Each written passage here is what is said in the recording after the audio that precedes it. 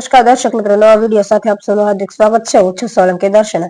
મોરબી જિલ્લાના ખેડૂતો દ્વારા કોંગ્રેસના પ્રમુખ પાલભાઈ આંબલિયા સહિત ખેડૂતોની સમસ્યાને લઈને મોરબી જિલ્લા કલેક્ટરશ્રીની કચેરીએ આવેદનપત્ર આપવામાં આવ્યું હતું, જેમાં મોરબી જિલ્લાના ખેડૂતો તેમજ કોંગ્રેસના આગેવાનો સહિત બહોળી સંખ્યામાં લોકો ઉપસ્થિત રહ્યા હતા. તંત્રી પી કે પરમાર, જામનગર.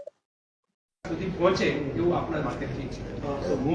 સાહેબ તમે જે નોટિસ આપો છો ને 1885 ની કલમ, બરાબર, એ 1885 તો સાહેબ મારો પહેલો સવાલ એ છે કે 1885 મુજબ તમે નોટિસ આપ્યા પછી તમે વળતર જ્યારે નક્કી કરો છો ત્યારે 2024 ના પરિપત્ર મુજબ નક્કી કરો છો, તો આવું શું કામ?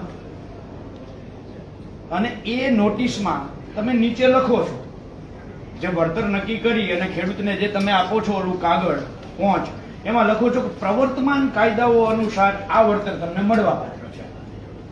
જ્યારે તમે પ્રવર્તમાન કાયદાઓ શબ્દ લખો છો, બરાબર છે, એમાં પરિપત્ર નથી લખતા, કારણ કે તમે વળતર અમને આપ્યું છે પરિપત્ર આધારિત, કાયદા આધારિત નથી આપ્યું. 1885 નો ટેલિગ્રાફ એક્ટ હોય કે 2003 નો ઇલેક્ટ્રિસિટી એક્ટ હોય, જેના આધારે તમે નોટિસ આપો છો, એ તો એમ કે છે મિનિમમ ડેમેજ મેક્સિમમ કમ્પન્સેશન.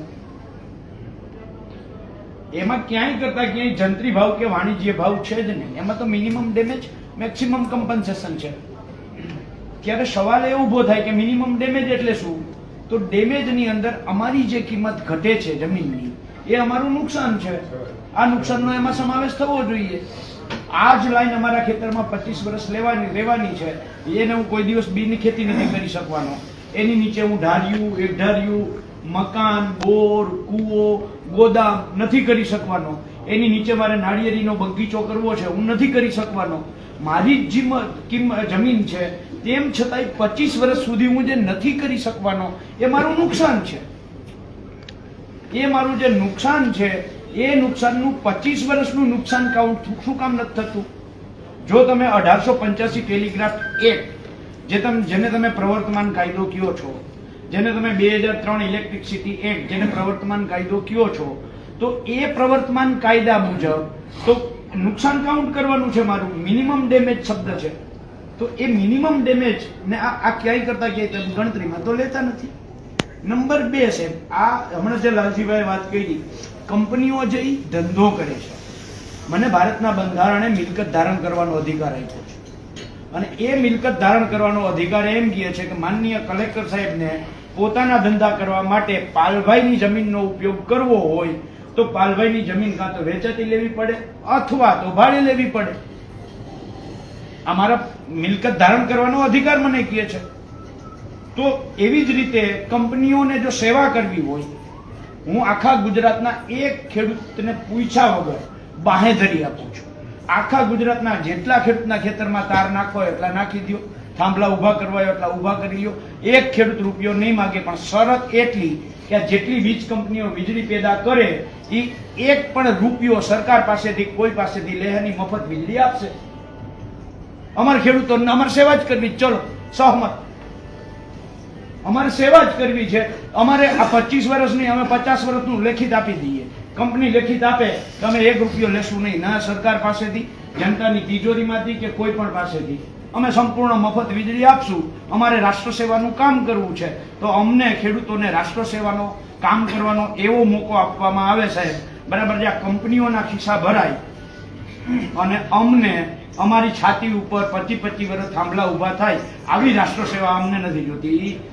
આ સરકારને અને કંપનીને મુબારક. ઉદ્યોગ સેવા, એટલે ઉદ્યોગ સેવા, બરાબર છે. એટલે આ એક સાહેબ મહત્વની વસ્તુ એ છે, જ્યારે અગાઉ પણ મેં જોયું, ખાખરેજી હોય કે વેજલપુર હોય, હું ત્યાં આવ્યો છું, પોલીસ પ્રોટેક્શન તમે આપો છો.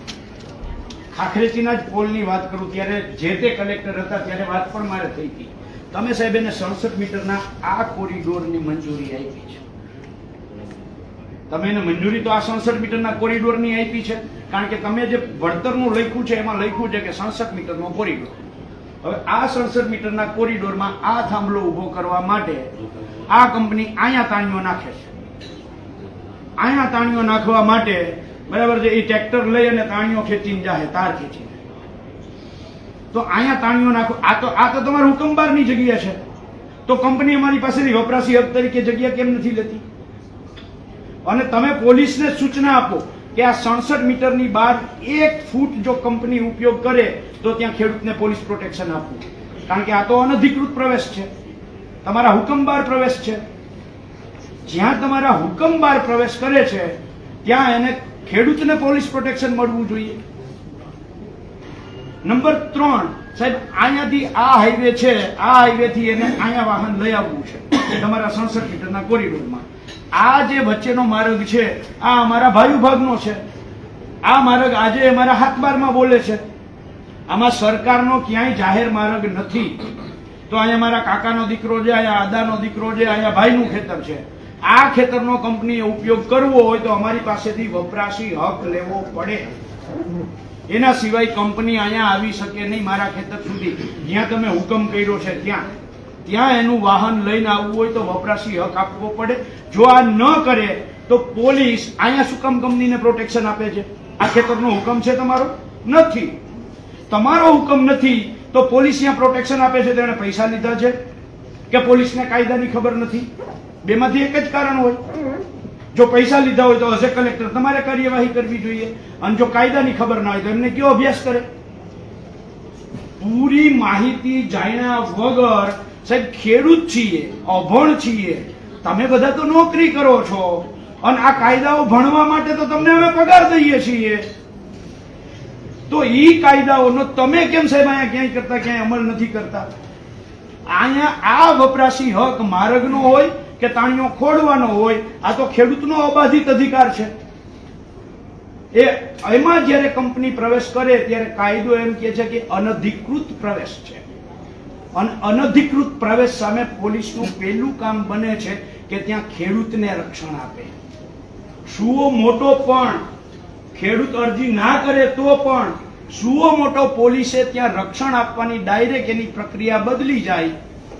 જ્યારે કોઈ પણ ગુનો બને ત્યારે પોલીસ મેન્યુઅલ છે એ એમ કહે છે કે કોઈ પણ ગુનો બને અને એ પોલીસ જ્યારે જોઈ ત્યારે એને સુઓ મોટો પોલીસ ફરિયાદ કરવી. આ પોલીસ મેન્યુઅલમાં છે. તો જ્યારે પોલીસ મેન્યુઅલ એમ કહેતા હોય અને પોલીસ જો એ ફરિયાદ ના કરે તો પોલીસ પોતે ગુનેગાર છે. તો કેમ આવું તો હજારો વિડીયો ખેડૂતો દેખાડે જ તમને, કેમ કોઈ એક્શન નથી લેવાતું? સાહેબ આ ક્યાં સુધી અમારે આવી રીતે સહન કરવાનું? એક તો તમે નોટિસ આપો અલગ કાયદાથી, વળતર આપો બીજા કાયદાથી.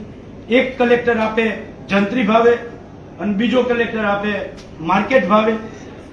એક જ લાઈન 765 જેવીની ખાવડાથી મહારાષ્ટ્ર વાળી લાઈન. નવસારી કલેક્ટર હુકમ કરે છે માર્કેટ ભાવના 4 ગણા અને મોરબી કલેક્ટર હુકમ કરે છે જંત્રી રેટના 25%.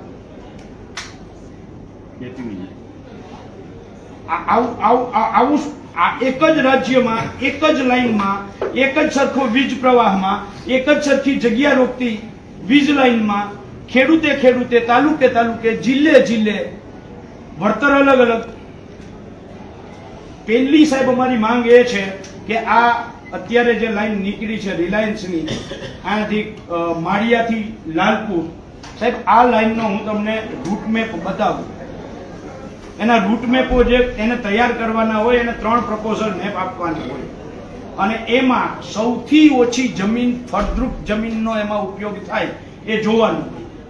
હવે એ લાઈનમાં તમે જોવો અહીંયાથી કુંતાસીથી ચાલુ કરી અને લાલપુરના નાના લખિયા સુધીનું બરાબર છે. તો એમાં ખાલી 15 કિલોમીટર તમે આ બાજુ આયલા જાઓ એટલે માત્ર 25 ખેડૂતો આવે છે, બાકી આખો દરિયાપટ્ટી આવે છે.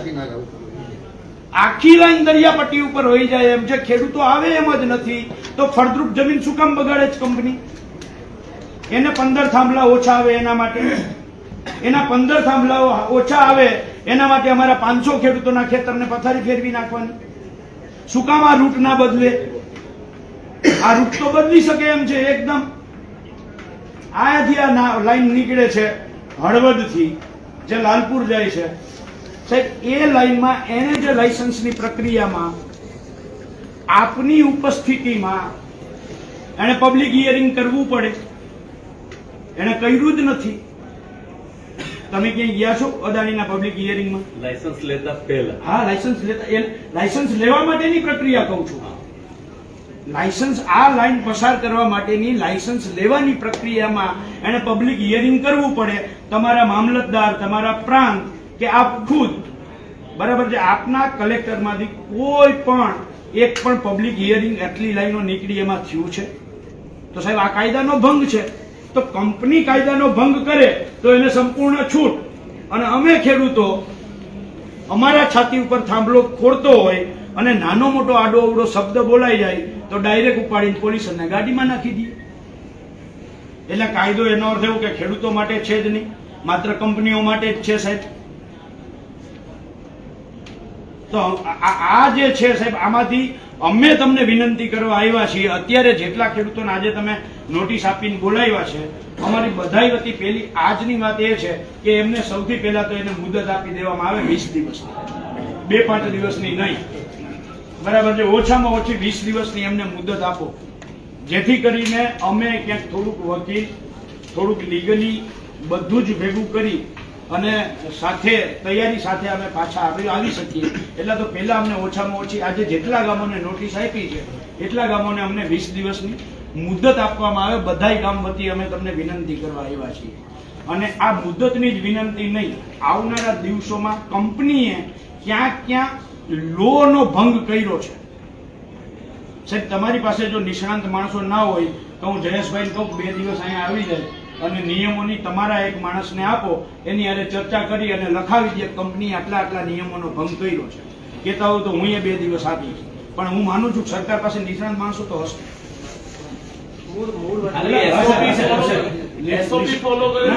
હશે કદાચ નહીં હોય તો SOP આપી દઈએ, બધા જ કાયદાઓ આપી દઈએ ને હારે હારે એને શબ્દોની ક્યાંક ઘણીવાર એવું બને શબ્દોની મૂંઝવણ થતી હોય તો એના સરકારે જ નક્કી કરેલા શબ્દોનું ક્યાં શું કેવી રીતે અર્થઘટન કરવું એના માટેના પરિપત્રો પણ હારે લઈને આવીએ અને તમારા માણસ હારે બેસીએ. અમે કંપનીએ 50 જગ્યાએ કાયદાનો ભંગ કર્યો છે એ અમે તમને બતાવીએ અને પછી એ કંપનીઓ ઉપર એક્શન લ્યો અને ત્યાર પછી ખેડૂતોને નોટિસો આપવાનું ચાલુ કરો. બરાબર.